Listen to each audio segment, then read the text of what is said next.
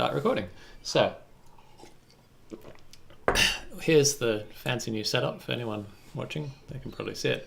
That can minimize for now, and so can that. Okay, so right, where we left off last week, we had just done we had x, y vector, and we had an angle theta, and we had a process of going from that with although it was actually the other way around, cos sine Sakatoa. that business. Something like that. Yeah, so C-A-T-O-A, that's the one. Which rarely comes in handy, but handy to know sometimes. And then the other way was the two-argument arctangent function, which goes in that direction. So that's what we had. Yep. And then we also did the dot product. So if we have like two vectors A and B, and we want A dot B, that's equal to, let's see, the x of A times the x of B plus the y of A times the y of B.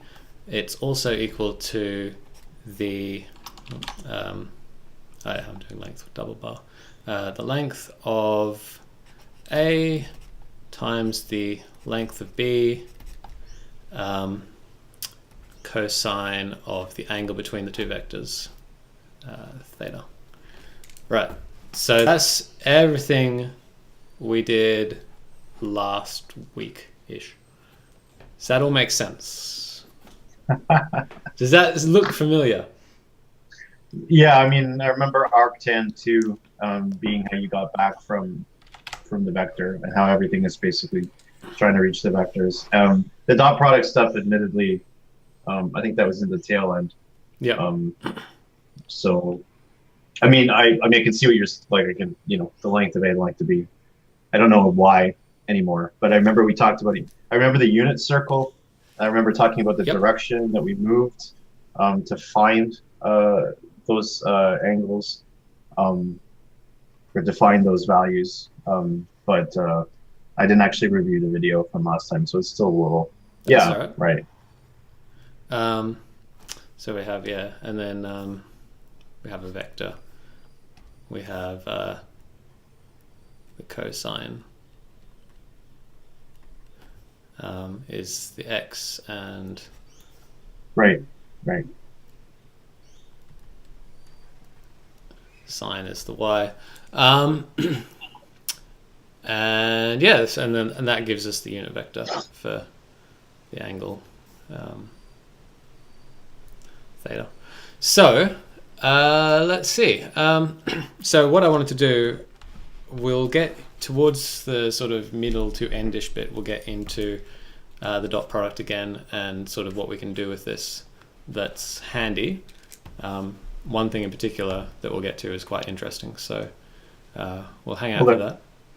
But first, we'll start with stuff that's like, what can we do with this?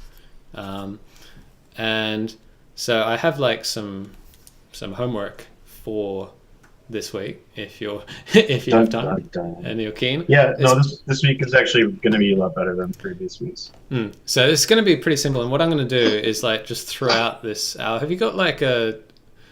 I mean, you can always review the video, and I can send you the this thing. Have you got like paper there to just sort of maybe scribble down notes? Yeah, well, I mean, I've got two monitors, so I can always. You can always, I don't know. Do what you need to do. Hit screenshot, or wait for the video, or I'll post you the slides or whatever. So I'm just going to like go through, because what I want to do is talk about some stuff we can do with this, and then like get you to go off and implement it. And so we'll sort of go through the different things. So the first thing that I want to talk about doing is basically line drawing. So, I don't have a executable example to hand, but you've got your game, and you've got some dudes, and like this should look really familiar. You might draw an outline around them, and because you might want to know their collision boxes and maybe their AI. So you're like, well, that AI is targeting that AI, and you might have some text and stuff, but we'll worry about that another time. And you might have like say there's some physics, so you might have like, oh, that's his velocity, and then that's his velocity, and that sort of thing. So that, like, you get what I'm saying. We draw lines so we can see what's going on in the game. Right, and this comes down to the philosophy of visual feedback being the most important thing for a game developer when they're building engines or building games, right? Pretty much. So the first thing I want to do is I'll write this down. So homework number 1 is draw a line.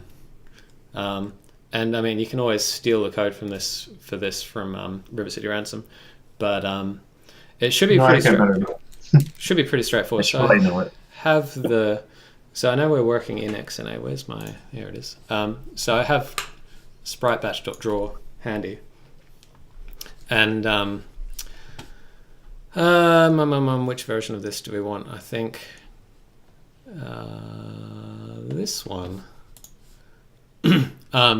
Okay, so not necessarily that one. Vector 2 rectangle. Yeah, okay, this one. So you already did this in the Pong game. You got the standard thing where it's like draw a white pixel at rectangle whatever with color red. Right, it gives me a dot wherever I put the rectangle because I'm ignoring the size of it basically. Unless I'm building. So that's the destination. That's the destination rectangle. Right. And so and then you did that for Pong. So you had the ball and the paddle and all that good stuff. So there's one method signature for this, which this is the big one. It's texture, position, source rectangle, which is nullable, color, rotation, origin, scale, effects, layer depth, and some of those we want to pay attention to, some not. So I'm going to ignore. That's like the full fat draw method, isn't it? Yeah. So I'm going to sort of ignore the exact layout of this, so I don't have to sit and remember that. That's fine. But I'm pretty familiar with this method. Yep. Good. So when we draw a line this way, so normally the way you draw a line is like you'd be like, well, okay, I want a line from here to here, and so let's say I'm drawing that line. What I want to do is I want to be like, okay, I'm going to have 1, 2, 3, 4 points, and then I'm going to draw like a quad, which is going to end up being like 2 triangles, and I'm going to draw literally 2 triangles like that. But because we're using SpriteBatch, what we do there is for this line is we're just going to say we're going to draw a sprite and let SpriteBatch handle the details. So we're going to take our like white pixel, which is obviously a square, and we're just going to stretch it and rotate it so that it covers this thing. So this should be fairly. Does that all make sense? Yeah. I get it. Okay, so just to to interject that. Yeah. Does XNA even have the triangle version, or do you have to kind of bolt that on yourself? Oh no, XNA has triangle list or primitive. Like I thought there was. Yeah. I saw a long time ago there was like community code about making a like a line drawing thing based on triangles. Oh yeah, Because there's I guess are all GPUs are based on triangles? Is that kind of how it works? pretty much. Like So the way you'd actually do it is um, vertex. there's vertex. There's vertex declaration, vertex buffer, and probably more likely, and I'm pretty sure this is what SpriteBatch uses internally. Is it uses I don't know where it is, but dynamic. It's up the list somewhere. Dynamic vertex buffer, and so basically you say to the graphics. So let's have a little tangent. Let's Yeah, I was just thinking, like, are you basically drawing, like, it's basically drawing a white, like, as in non-opaque, like, or whatever, bunch of triangles and as a surface, and then stretching the texture over top of it. Yeah. So okay. So let's talk about what SpriteBatch does internally, because it's actually more or less where I was going with this anyway. So when you feed a sprite to SpriteBatch, you're like, I want it here. You've got your texture, and maybe you specify an origin. So I'm going to specify the default origin is here. Right. But We never really like I could specify it, anywhere. I'm going to call it 0, 0 of the texture for now. Well, doesn't that? Okay, that's fine. Sorry, that kind of screws up everything we're learning about how we don't want to use that coordinate system that's top down. The increasing value should go down. So the thing about SpriteBatch is that it does that. You've got your window and you've got your title bar, and that's its coordinate system is X, Y. And that's just a side effect of what it does. So, and I'll talk about this a bit later because it's kind of interesting. Okay. Right. So we have this texture. So this is sitting off somewhere in the GPU memory, and we tell SpriteBatch, all right, I use red for this. I want this sprite here. I want it with that origin in the texture, and I want it like scaled, like 2x scale, and I want it like rotated 30 degrees, which I think is specified in radians rather than degrees, but that's okay. And maybe I want it, let's say, sprite effect flipped or something, flip vertical. What other parameters? So we have a position parameter to there, scale. There's a bunch of other, color. Yeah, color, origin, and layer depth. Yeah, layer depth is weird. I don't think it's necessarily worth getting into layer depth at the moment. Yeah. If use our own. The begin method has like some sort forward parameter that actually takes the layer depth and actually sorts the sprites that you send it. But I rarely use that because generally I want to sort them myself. Right, that's what I was thinking. And like as much as possible, I want to avoid sorting at all. Okay, so we pass all that information in, and this starting point in the world, so in the world space, which is like in this space here. So we're rotated 30 degrees, so that's 0, and that would be like 30. And we're scaled up 2x. So SpriteBatch sort of, it looks at the texture and says, okay, that's the width and that's the height. So it's going to, basically what it's going to do is I'm going to use nice purple for this. It's going to say, right, here's one vertex. Here's, we go out by width, and then 2x. Here's another vertex. Here's another vertex, and here's another vertex. And the way it does figures out where these vertices are is it uses this same, and we'll get into like the exact calculation here because this is kind of what we want to end up implementing, sine and cos of theta, and the other way around and whatever. But it uses sine and cos to get the x, y positions for this 30 degrees. Then it says, okay, it passes these 4 vertices to the graphics card, and it has a index buffer, and I can't remember. I don't think it's a fixed index buffer. I can't remember.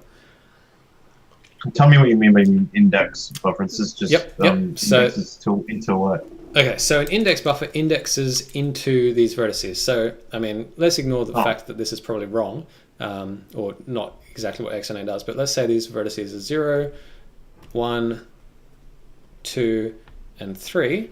So, we're passing basically an array. It's like, 1, 2, 3, 4 to the graphics card of vertices. Let's pick another color for this. Let's say pink, slightly different. And then we have an index buffer. So, and that's going to have like 0, 1, 2, winding order. 1, 3, 2. Index. No, those are triangles. And then, yeah, so it goes 0, 1, 2, and 1, 3, 2, and closes it up. And so that's how it gets the geometry of where to put these things. And then in this data here, each of these vertices is not just a position, but it's also a position, it's a color, and including this information here, it's a UV coordinate. So that is basically struct. It's X, Y, and also Z. It may even be W, but like ignore this fellow for now. But it's basically position, U, V, coordinates, and then R, G, B, A, color. And these are all like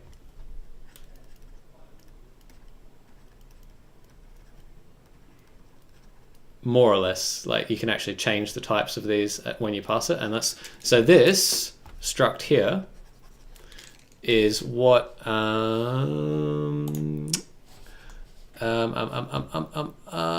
vertex element structure. I think it's vertex element structure.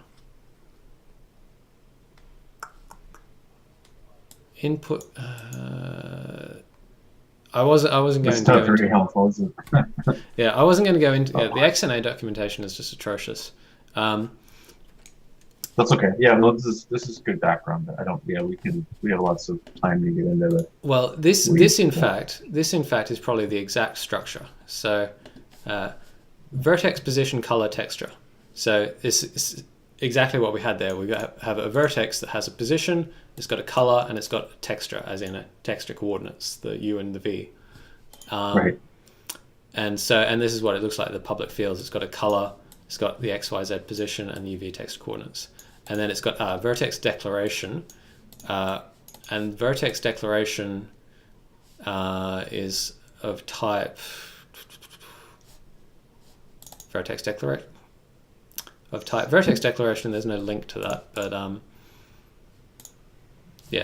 not vertex element. Vertex declaration, and this vertex declaration basically tells the graphics card.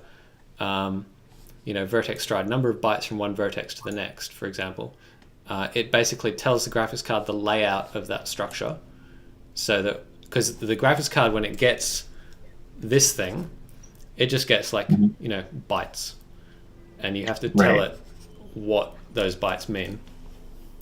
And okay. So basically, it's set up to receive a stream of bytes as fast as possible, but you have to pass the layout as a separate instruction, so it knows where to suck out what bytes to form the data it's looking for. Exactly. So you can have like, I think you can have multiple positions. You can definitely have like multiple texture coordinates. I think you could probably have multiple colors and stuff.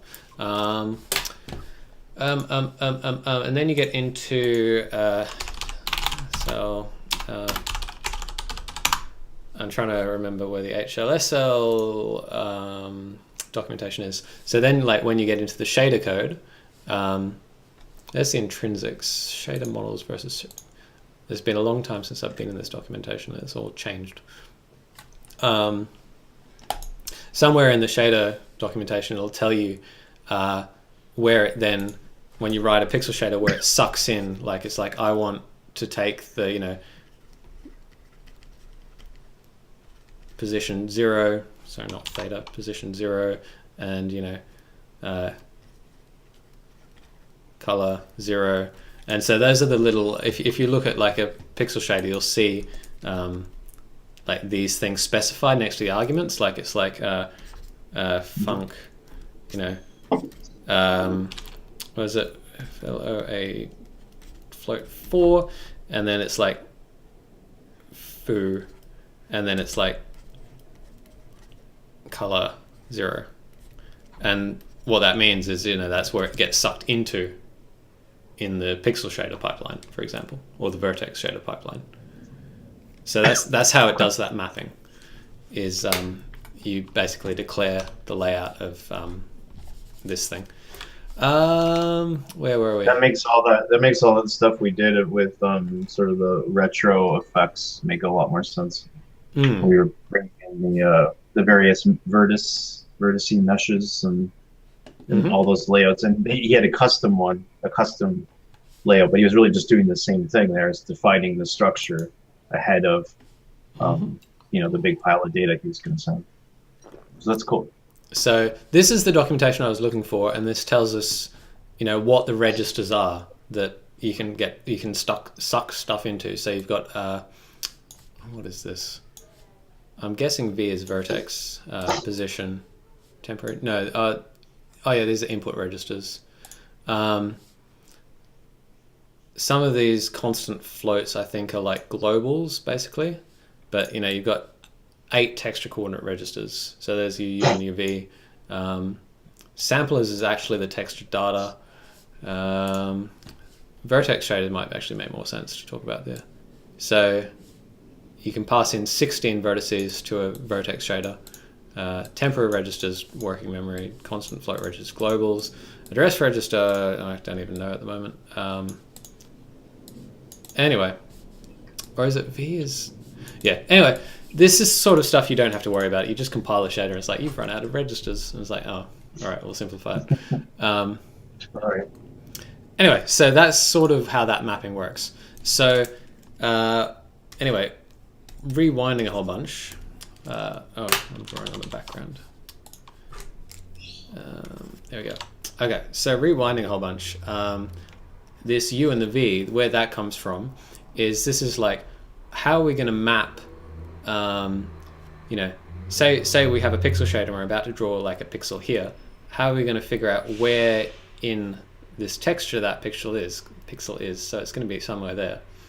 And so we have like a coordinate system for the texture, where this is like 0, 0, and this is like 1,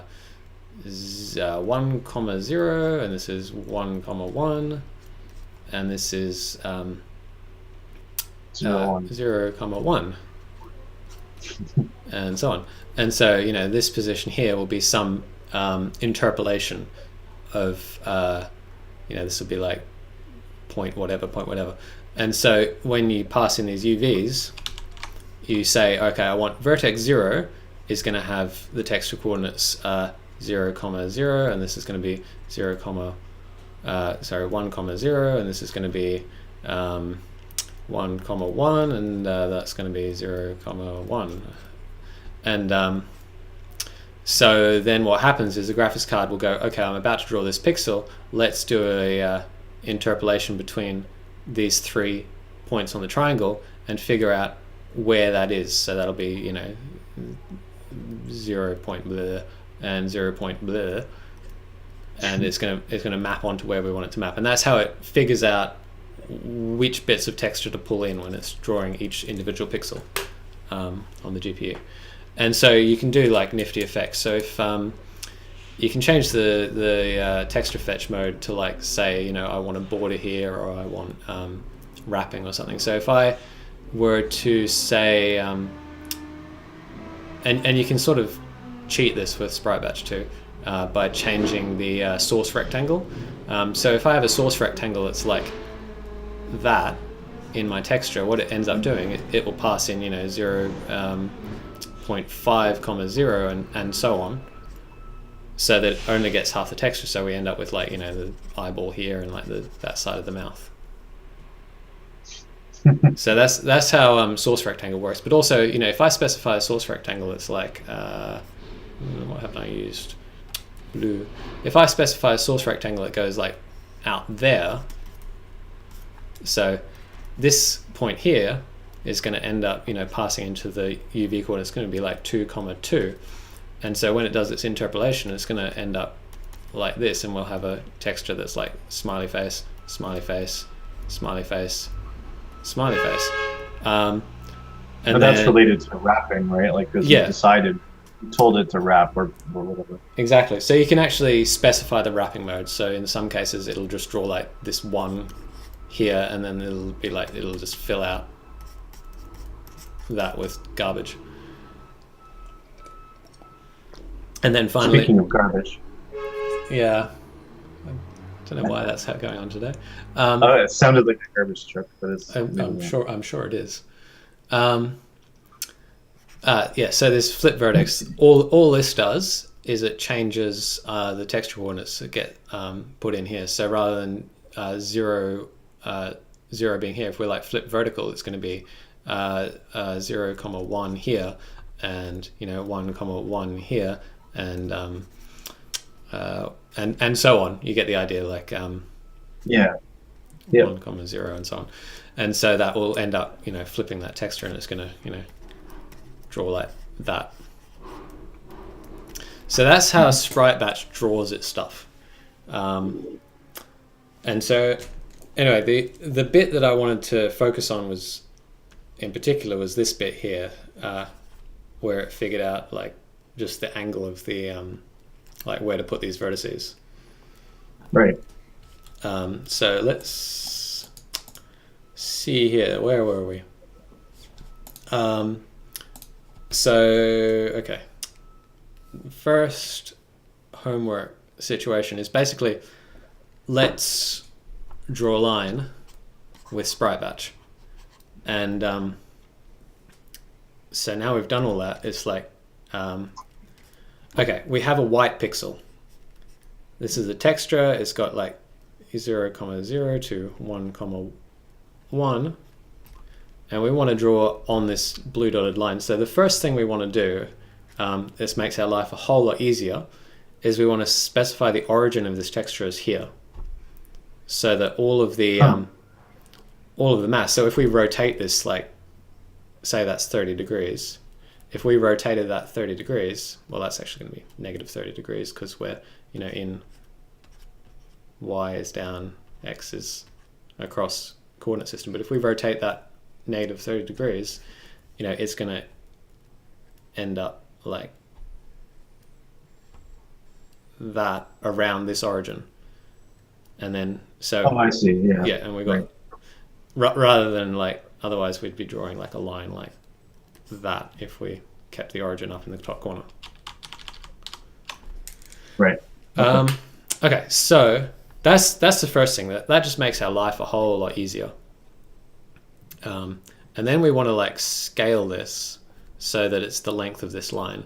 And so this is where like all that maths comes in. So if we want to draw a line from, you know, let's just say point A to point B, we want to start at point A. So basically what we're trying to build here is a method that's like line, and it's like vector 2A, vec 2B, and then so the idea is like, let's implement that, this bit.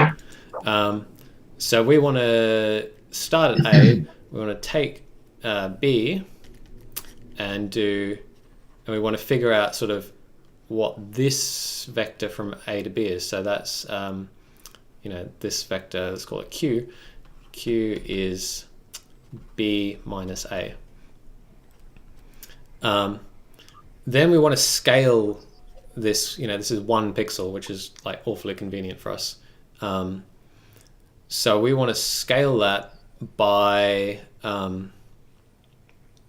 the length of B minus A. So we want, the length of b minus a for the scale. And so that should be sort of obvious enough. Hopefully you remember how to do the length. It's like square root of x squared plus y squared. Yes? Sound familiar? Yeah. Yep. So far. Yeah, I think so. Good. Yeah. Okay. And then we want the angle. So this should be fairly straightforward. This is just a tan 2 of x, of y comma x, because for some reason the argument's reversed. Oh, right. Yep. So I was wondering. I remembered it's just arbitrarily reversed for we forget why or don't care why. Yep, exactly. Okay, so and that gives us the angle. So we've got the scale, we have the angle, and then you can specify. So that's the x scale. So if this is the x-axis, we're scaling that way. And if maybe you want it wider than 1 pixel, you might scale it on the y-axis as well. So you've got that comma, width, and you might want to throw in a width argument to the your line method, so you can specify the line, and then also maybe a color as well. Oh, width. So the width isn't gonna be. Do you mean like thickness? Width? The thickness of the line? The thickness of the line. Yep. Yeah. That's right. Yep. And so in here it's basically just going to be SpriteBatch dot draw, and then some maths, and that will basically give you a line drawing method. Make sense? Yep. Good. So that's sort of where you want to start with this whole thing. The other comment that I wanted to make here, though, is that we're doing an atan 2 to get this theta, because we have like a position and a position, and then we have to get this theta, and then SpriteBatch is going to go off on its own, and it's going to do like a sine and a cos. Come on. It's going to do this sine and cos business here to figure out where to place these vertices. So this is the thing that I was talking about the other day, and that is you almost never actually want to use angles for anything, because what you find is you start with an xy, and then you have to go get an angle and pass it into the thing that wants an angle, and it's just going to convert it back to an x and a y for you. That's right. So in like this doing it that way is okay, because this is just like some debugging, handy dandy little helper method. But if you were actually doing something serious with this, you would want to write it so that it didn't go through the angle step.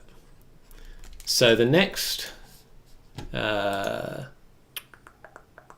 okay, so hello.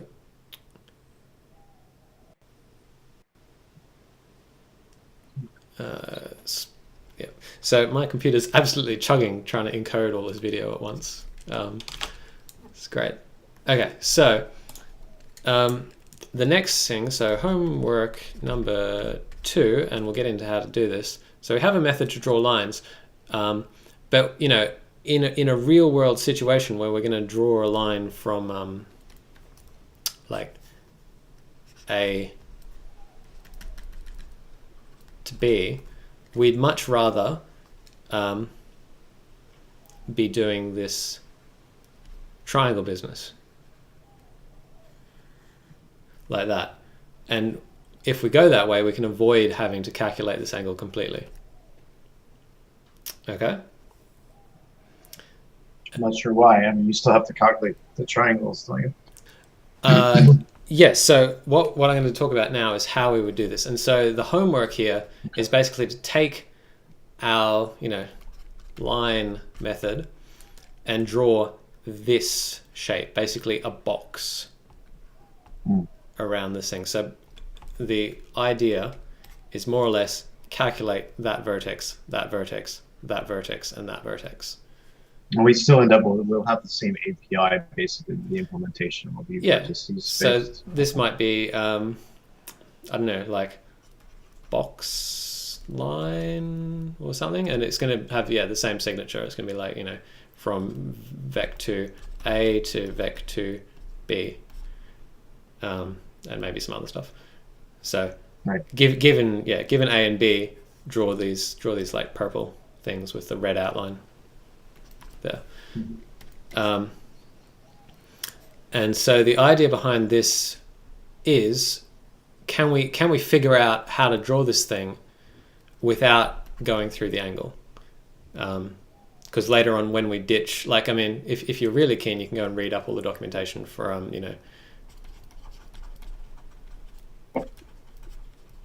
Vertex buffer and how to do shaders and all of that stuff if you're really keen, because that's just a lot of reading the documentation, and we can go through it later if you wanted to actually draw literally the triangles, but drawing it with lines is sort of a good first step because that gets the maths sorted. So how we're going to do this, we can get this line from, like, I think we called it Q before. So we can get this vector Q pretty easily because that's just Q equals B minus A. But what we actually want, this vector here, for example. So let's call that N. And so with N, what we can then do is we can start doing a bit of arithmetic. So say we're starting at A, we'll call it A. If we take,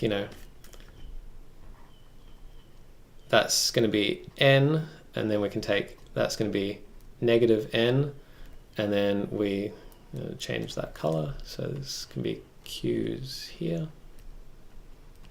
So then we can add Q, and we can add Q, and then that's actually all we need to do, and that gives us, now you have everything. 2, 3, 4. So to get N and negative N, or just to get N, we need to do a perpendicular function. So we want, we've got our Q, and we want to find this vector here.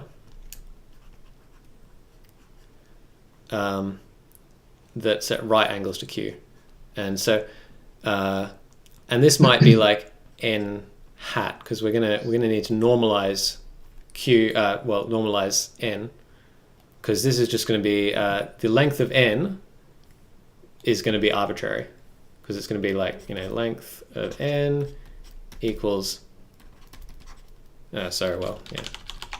No, why is it arbitrary? Because we do care how big the box is, right? Yes, so it's going to be like thickness that we pass in here. Oh, okay. And that's just going to be that's just what you're going to scale N hat with too. Yes, right. Exactly. So that should be straightforward. So we know how to scale N hat, and we know how to get N hat. So because it's more or less, we can get Q hat equals Q divided by the length of Q. Does that make sense? Yeah, this is normalization. Yep, exactly. Yeah. Okay, so the last step we need to do is this sort of rotation up around here. So let's look at how to derive that real quick. So say we have a vector that's just the x-axis, and we want to rotate that, and we're doing like 90-degree rotation. I don't know why I turned that into a Q. So if we did 180-degree rotation, is really simple because it's just that. So that is like neg x and neg y, given that this vector is like x comma y. So that should make sense as like Yeah. 80 I mean, yeah. degrees. For 90 degrees, and we're going to say 90 degrees is like that way because now we're in, y is up coordinate system. 90 degrees, what we want to do is we want to take all of that x from here and we want to take it and shoot it up there. And we want like that y, we want we want none of this y because this is 0 anyway because it's along the x-axis. So basically what we're doing here is we're saying that is all of the y. I'm going to make this a lot more, I'm going to simplify this. This is x comma 0 now because there's nothing on the 0 y-axis. So we want this vector is going to be 0 comma x basically. And obviously this one's going to be 0 comma neg x. So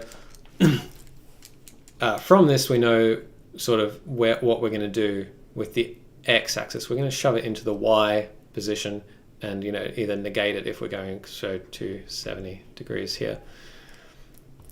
If we do that again, that one and that one, and let's say now we have a vector that's like this. This is going to be 0 comma y. And if we want to rotate that 90 degrees, it's going to end up out here. And so what we want is all of the y except negative on the x-axis. Like that'll get confusing, so I'll leave that. And obviously nothing on the y-axis because this is all along the x-axis. Yep. And then we can like combine this, and so we can say, let's say we have a vector that's like that. So x comma y, and let's just say they're equal for now, and we want to rotate that 90 degrees. So that's still 90 degrees. That we know that all of the y-axis is going to go on the x-axis, and it's going to be negated because we're this way on the x-axis. So this is negative y, and then we want all of the x-axis is going to come up onto the y-axis. So that's like x, because our y-axis is positive. Yep. And then we can do this again, just to sort of really demonstrate this. If we have like a vector that's like massively along the x-axis but not very much up on the y-axis, and we rotate that 90 degrees, it's going to end up 90 degrees. It's going to end up going that way. That's not very well drawn, but hopefully you get the idea. So this is like the small one, and this is the large one. And so we know that if we do that, this vector here is x comma y. Well, the x-axis is the big one. We know that's now going up on the y-axis here. So we know that that is x, and then we know that this is a small positive amount on the y-axis here, and so we want that going negative on the x-axis. So that's negative y. So that's how you derive. Okay, sorry. The one in the middle. I don't know why. Yeah, I don't know why the x is positive, because if I'm just if we mark the x and the y, the green arrow is clearly moving backwards. So the reason is this. I'm using x and y here rather than to notate like an axis or a value on an axis as like a variable. So this could be just as well be like 3 comma 3, and this is like negative 3 comma 3. Yeah, you said in that example they were equal. So yeah. Okay, sorry. Yeah, no, good. So that would be like 1, 5, and that would be like neg 5. Sorry, that would be neg 1 and 5. And right. Yeah. So that's how you derive the perpendicular function. That's sort of how you intuitively can tell what it is. And so what it is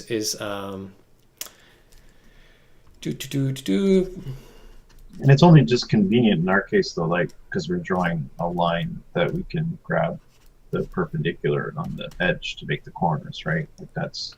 Well, this comes up a whole lot. Like, Okay. basically, whenever you have like, I'll give you an example. So let me just finish writing that out while I remember it. Yeah, sure. Is x, and then by the same token, perpendicular to 70 is x comma y equals y comma negative x. And hopefully, does that how we got that makes sense? Because it's No. Well, okay. So what? It's basically like the negation of this. So this is if we take the perp 90 and rotate it 180 degrees. We're just negating. 100. Yeah, exactly. Yeah. I was thinking about it in terms of 3 steps: 90 to 180 to 270. Yeah. Mm-hmm. First you had. Yep. So and you're right. If you apply this a bunch of times, you get to this one as well. Right. Okay, and so one reason you might do that, say you have, let's say we have a circle, and I don't know, maybe you're doing like a physics calculation for like, I don't know, a wheel or something. I can't think of a definite concrete example, but this is a pretty good one. So say we have like, this is the normal heading out of the circle. And then, we might want to know the tangent. So we might want to know that because say we're doing like, I know, friction. So we need to know, say that's on the ground, for example. We're like, what's down? Give me the vector that's like faces in that direction. If we have like, the normal.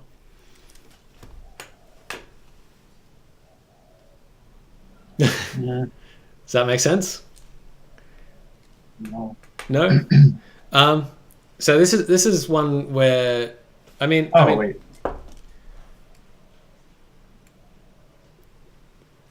I just don't know why you're doing it. Okay. I mean, I can see. Like I'm just saying, I'm really hand waving. I'm like physics. Okay. If it's like a rotating dial, like, I don't know why you care about. Okay, so we'll say you have a say you have like a game mechanic where like, I don't know, you've got a dude in the bear on a unicycle. Oh well, maybe. I was going to say, you got a dude and he's got like a chain or something with like a ball in the end, and like that's flying around like that, and the player hits release here.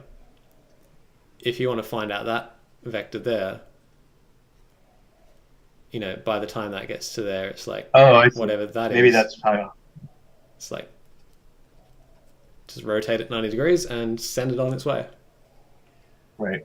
Okay. Yeah, that's an interesting game.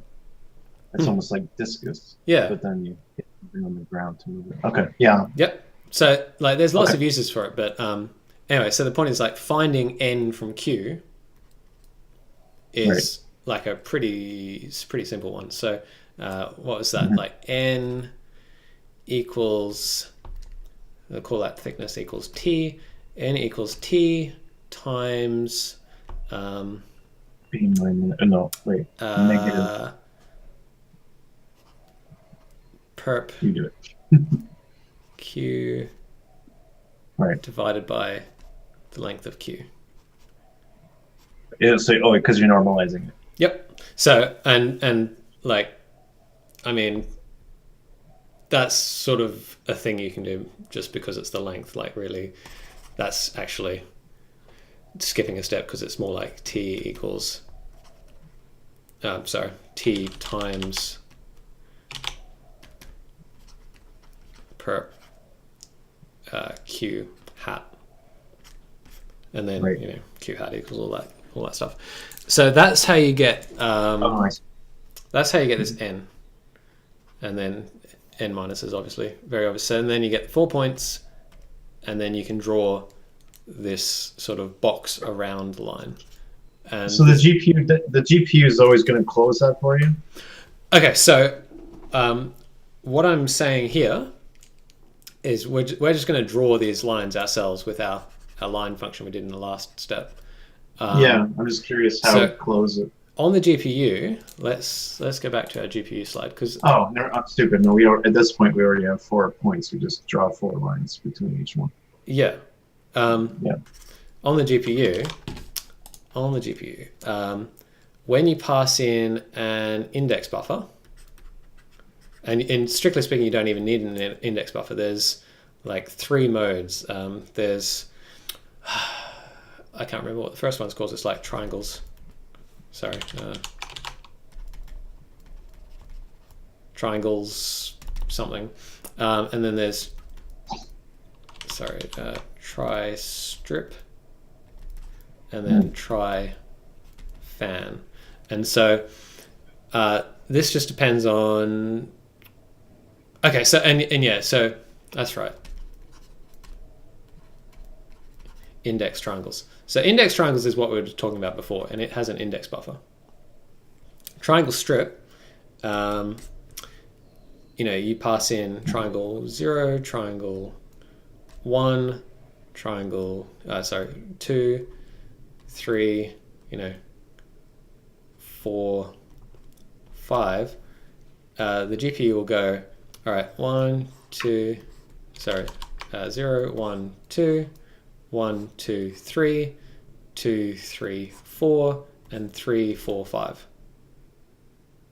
Literally a strip of triangles. Exactly, and it'll keep going and so on. Triangle fan is sort of pretty obvious as well. It's like 0, 1, 2, 3, 4, and the GPU will go 0, 1, 2. I may have 0, 2, 3, yeah. So I was like, what am I doing wrong? Like, that's a strip. And so it will just go 0, 1, 2, 0, 2, 3, 0, 3, 4, and so on, making like a fan of triangles. So why? I mean, is this to get different shapes, or is this just convenience or for the math for the developer? I believe, and this is starting to get into like stuff that was a bit early for me to be extremely familiar with. But it used to be the case that, you didn't have much memory. And so, maybe you don't want to send this whole index buffer down to the GPU. Because this is like 0, 1, 2, 1, 3, 2. That's like this already. Like that's the first 3 of this, more or less. Mm-hmm. And so back in the day, if you could draw a shape like that or that, you didn't need an index buffer. And so you saved all that space and all that bandwidth getting that data down to the GPU. Oh, I think you dropped out. Okay. I heard if you can draw a shape like this or this, and you drew the arrows, and then you concluded after that. Okay. At least on my end. That's all right. So yeah, what I was saying is, if you can send this data down to the GPU, like with just vertices, you don't need an index buffer. So you don't have to specify this. Oh, basically you're pre-specifying the strategy, and then you're saying take my vertices and do that strip thing to it. Yes. Don't make me specify an index buffer that does telling you what I already told you. Exactly. So it's more declarative than imperative. Yes. So and what I'm sure that should be this way. Anyway, you don't use this now, like more or less, because like if we were drawing sprites, what people would sometimes do is like, well, let's specify, 0, 1, 2, 3, and then we have another sprite all the way off here somewhere. Like we're trying to draw that sprite and then that sprite. There used to be all sorts of crazy things like, okay, then we'll specify like 4 and 5 or whatever, 6 or something, like a whole bunch of degenerate triangles, so that the GPU would go, right, I've got a triangle here and a triangle here, and then like a triangle here, and then like a triangle here, yeah, like a triangle here, and then a triangle like there, and then a triangle there, and you get this like garbage triangle that hopefully you couldn't see, and that way you could like draw these sprites without the index buffer, and that doesn't work very well. But it still, you sort of save having to specify that index buffer, but it's kind of dumb. Nowadays, though, I don't even know why people did it back in the day. I think like maybe they did have a reason for doing this kind of thing, and I don't think that. In fact, I don't think they did it for sprites. I think they did it for more complex models. They're like, if you have, it's really hard to draw a complex 3D example where you have like, you've got a strip of triangles in this part of the model, and there was like papers on this, and then you'd like do a degenerate triangle so you could get like another triangle strip, and then maybe like another triangle strip, and this formed, I know this is the worst drawing ever, but this is like a 3D model, and it would decompose into like different triangle strips, and if you wanted to draw that without an index buffer, yeah, and then you save a whole lot of space by not having an index buffer. Like this does, because this requires like 3 vertices just to move the thing, it doesn't really make much sense. But if you have like, if each of these is like 100 vertex, right? Plus 3 times 3 extra that you need to do the degenerate triangles doesn't actually waste that much, and it means you can have no index buffer.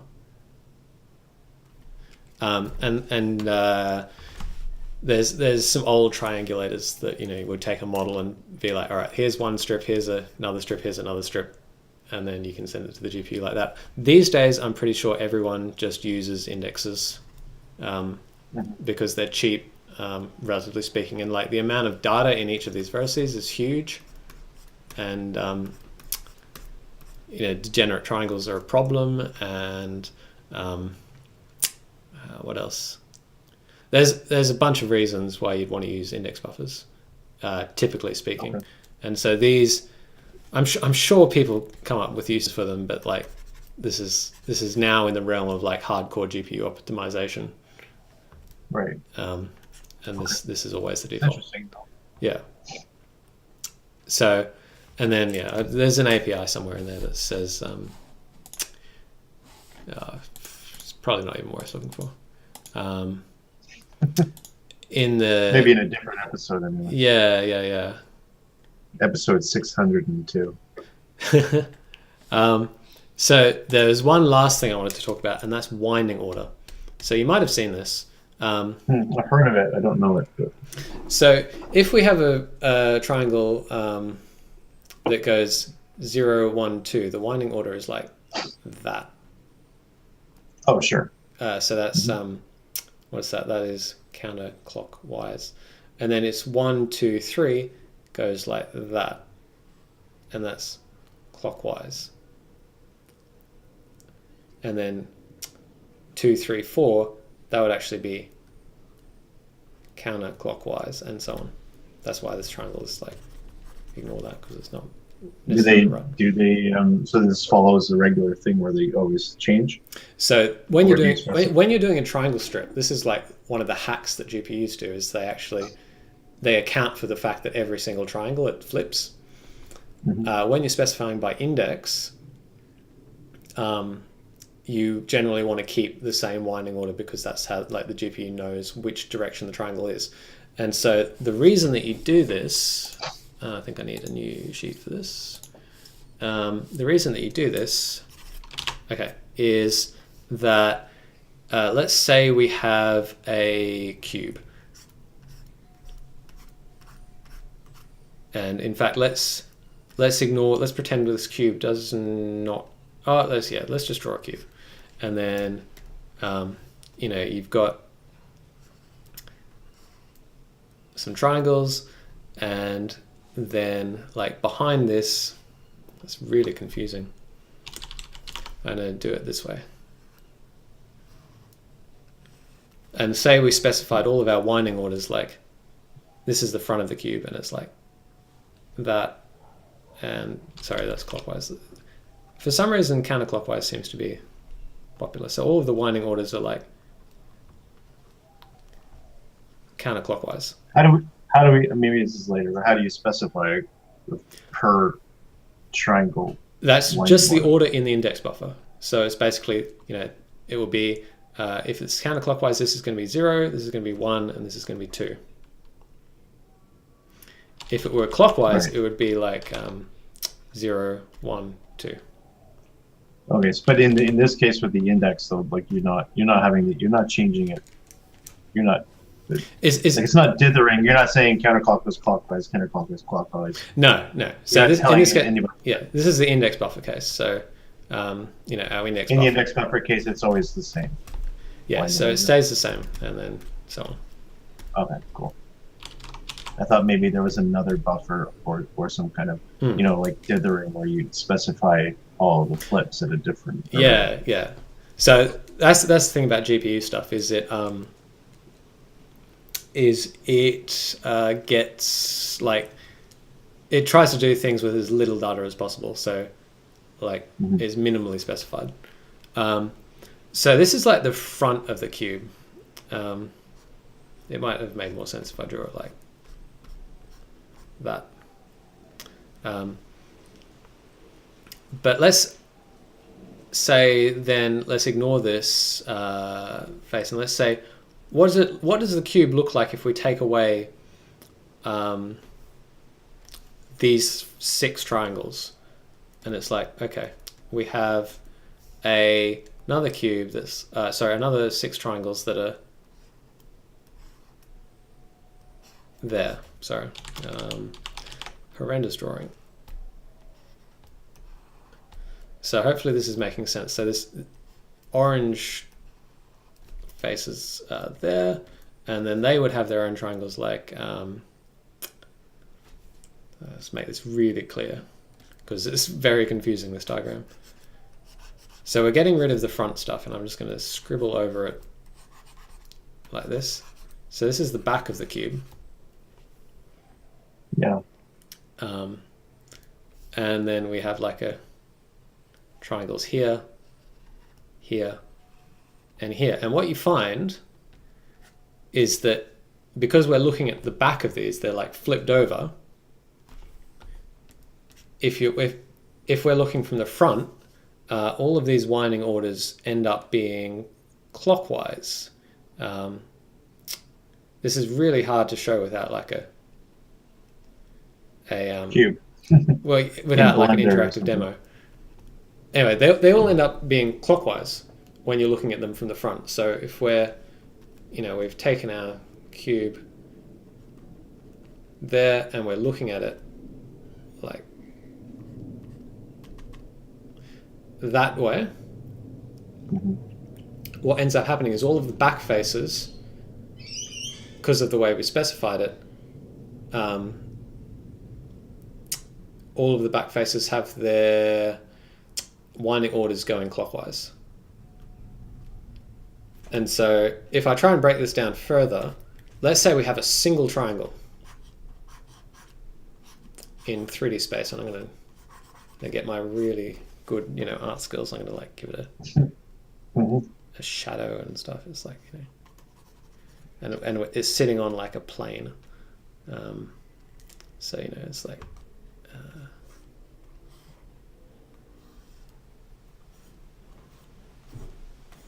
so that's like the ground. Okay. Yep. And we're looking at a shark fin. Yeah, exactly. And we're looking at this in 3D. So, if we specify 0, thinking about the winding order, 0, 1, 1 at the top, yeah. 2. That's clockwise. That's clockwise, yeah. So if we specify 0, 1, 2, our winding order is counterclockwise. like this. Trying to figure out why this matters, though. I mean, this Ah, matters because what's the next index? Because what's the next triangle? Because I end up in a different spot than if I had started in the other direction, okay. right? So imagine this in 3D space, and we're looking at it sort of like this way, which is how I've drawn it. Yeah. This goes counterclockwise.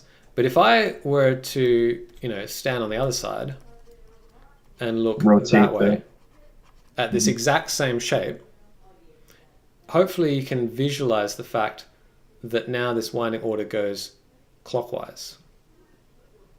It goes clockwise. Well, because one becomes 0 So to if the other let's person. no, well, sort of. So let's flip this diagram around. And draw it from this guy's perspective. So what that would look like is he is seeing the ground. This is really tricky. You did a good job on that other one. He's looking at the ground, and there's like, on his left is 1, on his right is 0. Sorry, and I'm drawing this. So he's looking, on his left is 1, on his right is 0, and above 1, like straight up, is 2. Yeah, I see it. I see it now. Yeah, That's 2, and we've got this it's triangle, definitely clockwise. and then and so it's definitely clockwise. Also, you can just look at that arrow you drew on the other one and pretend it's a mirror, and just look at it at the other side, and it's Exactly. going the right way. So this is now clockwise, and so hopefully, this is hopefully proven to you how that works. Yeah, I just don't know why I care yet. And so the reason we care about this is when we're drawing like a cube or an even more complex model that might have hundreds or thousands of triangles, is that we know that all of the faces that are, let's draw the cube again.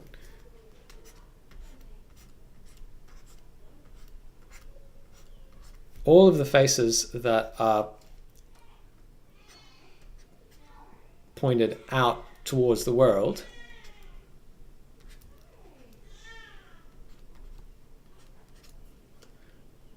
have winding orders that are counterclockwise. And if you look at them from the back, they become clockwise. So what the GPU does is it's like, I'm going to draw that face, I'm going to draw that face, or at least those triangles for that face. But all of the ones that from this camera angle, so say we're standing here, all the ones that like from that camera angle that are facing away from us, I'm not going to draw them. I'm not going to draw them. I'm going to save GPU resources, and I'm just going to skip those triangles. Because it knows that because of the winding order, like as defined, that those actually, I won't see them. Exactly. The other ones cover the space or the area of the ones that are reversed. Okay. Yes. And cool. So if you have like a model that's got, say, like a hole in it, say if we drew, instead of a 6-face cube, say we drew a cube that was like almost like a cylinder sort of arrangement, like we could see through it.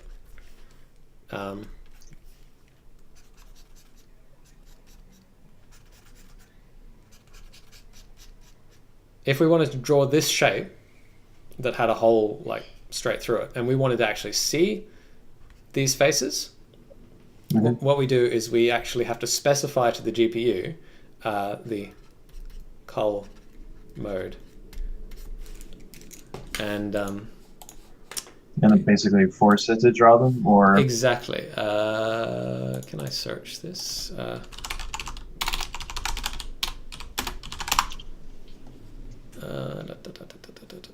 Cull mode enumeration.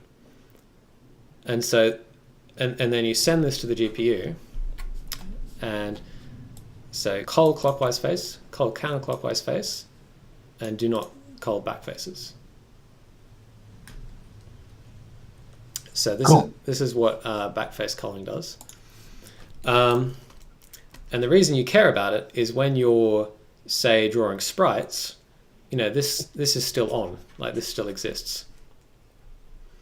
And then one of the reasons you actually care about this is if you're, you have to be careful when you have like a coordinate system like x, y, because if you draw a sprite there that might have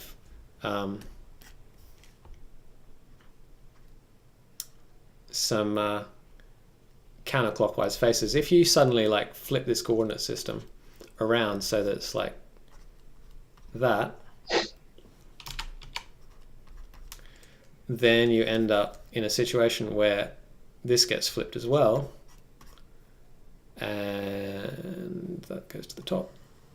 You've got this, and all of a sudden these become clockwise and you can't actually see anything.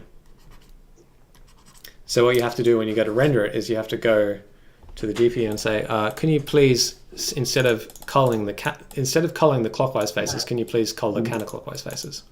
Or none, right, if you're like doing something really wild and you don't know what direction your faces are going to be. Interesting. So that's a little detour into how the GPU sort of tells what direction a triangle is. Like what's the inside, what's the front and the back of a triangle. Right, and is it just basically by convention or by industry standard that counterclockwise is the default front face, and clockwise is the default back face? I'm not really sure if anyone, like every time I seem to encounter it, it seems to be counterclockwise is the one that's the front, and I'm not sure there's necessarily a reason for it. It's probably historical. Right. It's like little endian, big endian, someone picked and moved on. I'm almost positive that it's like it's such a minor detail that I don't even like. I'm like 90% sure it's that, but yeah. So let's see. I think we may be out of time at this point. Oh yeah, definitely. But that's okay. So we have the 2 bits of homework. Which was basically, draw a line and then draw this box around the line. The other thing I was going to suggest is, I've got some space on this one. The other thing I was going to suggest is, it might just be interesting to, say you have a line A, B, it might be interesting to draw, use the line method to draw an arrow. Oh, right. So many arrowheads. Yes. So you remember back in River City Ransom that I like cheated, and the line drawing function actually just had a really ugly sprite that was like,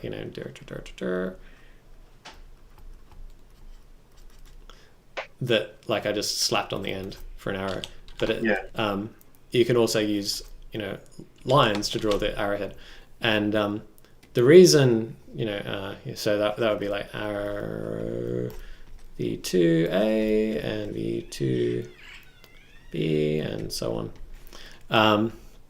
The reason that this is interesting is you come up here and then maybe you go out this way using the perp function. Oh yeah. Or you go all the way at the end and then you like normalize the BA thing, or A minus B to go from B over the square root of blah blah blah, and then you can do like a rotate, not Q, theta. You can rotate that around to get like a angle. So maybe one thing you could explore is like V2A and V2B and you know, Angle of arrowhead. Yeah. theta for the angle of the arrowhead, and because you know that's maybe user specified. Whereas the other one might just be the perpendicular, and I take it always at the same distance. Yeah. So anyway, so you know, try both, and in fact, pretty much every occasion, even this one, you could pre-calculate it. You could pre-calculate it in such a way that it devolves into this one if like theta is always the same, because you know usually when you're like drawing your drawing this thing, you know, all of your arrows, all of your arrowheads are going to be the same anyway. Yeah, right. So we'll just make an overloaded function for fancy custom arrow angles. What I'm saying is, you know, try implementing both, but in practice, pretty much every time you're going to want that one because it saves on doing the trigonometry to get that.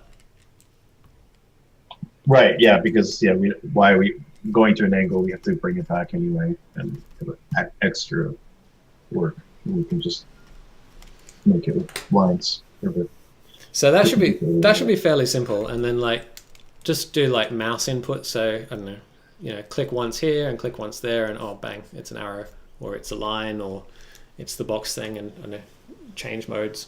Something fairly simple that just lets you just plonk down arrows and reset. Sure.